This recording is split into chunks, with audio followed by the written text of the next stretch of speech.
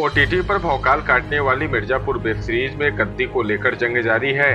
2 season के बाद तीसरे सीजन में भी पूरी लड़ाई मिर्जापुर के कंट्रोल को लेकर ही रहेगा।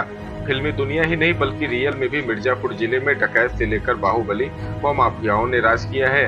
उनका कंट्रोल मिर्जापुर जिले पर रहा है। 90 के दशक के बाद गद्दी को लेकर कई बार जंग लड़ा गया, जिसमें डकैत फूलन देवी, डकैत ददुआ के भाई बालकुमार पटेल, बाहुबली विजय मिश्रा व विनीत सिंह ने राज किया, जहां जिले का कंट्रोल लेकर यहां की सियासत की।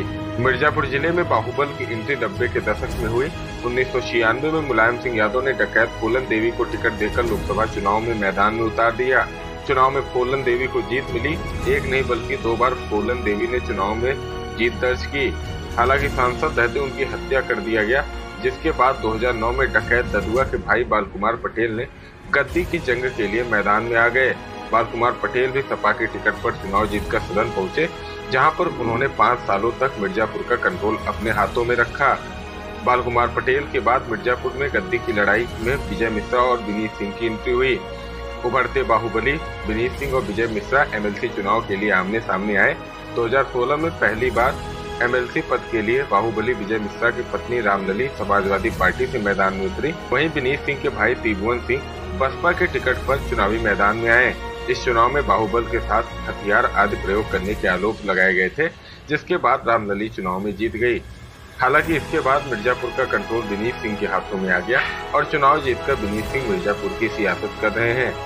मिर्जापुर जिले के रहने वाले वरिष्ठ पत्रकार संजय दुबे का कहना है कि जिस तरीके से मिर्जापुर वेब सीरीज में बाहुबल को दिखाया गया है, हकीकत में मिर्जापुर में ऐसा कुछ नहीं है। मिर्जापुर के लोग इतने भोले भाले हैं, इतने दिलदार हैं कि हम तो माफिया, डकैत और ददुआ के भाई बालकुमार को, फूलन को हम लोगों ने सांसद बनाया, तो यह हमारी उदारता का परिचय है।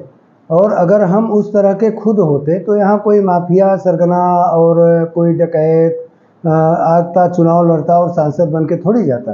मैं मानता हूँ कि हमारे यहाँ माफियाओं का राज है और कभी विजय मिश्रा और श्याम नारायण सिंह जैसे लोगों ने यहाँ पे, उनके भाई ने चुनाव लड़ा, और लेकिन उस तरह का जैसे फिल्मों में यहाँ दिखाया गया, लेकिन उस तरह का कोई सीन मिर्ज़ापुर में नहीं देखने को मिलता।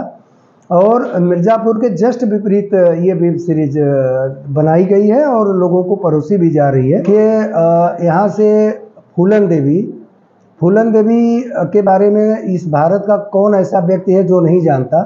बैडिट क्वीन एक पिक्चर आई थी जो पूरी तरह से फूलन देवी के जीवन पर बनी थी। इसके बाद ददुआ का भाई बालकुमार पटेल, इसके बाद विनीत सिंह जैसे लोग भी यहाँ जिला पंचायत अध्यक्ष उनकी पत्नी रही, वो भी 2 बार से एमएलसी हुए। उनके भाई त्रिभुवन सिंह का भी नाम बहुत आता है, वो भी चुनाव लड़े विजय मिश्रा की पत्नी रामलली के खिलाफ। रामलली और विजय मिश्रा को भी बाहुबली के रूप में जाना जाता है।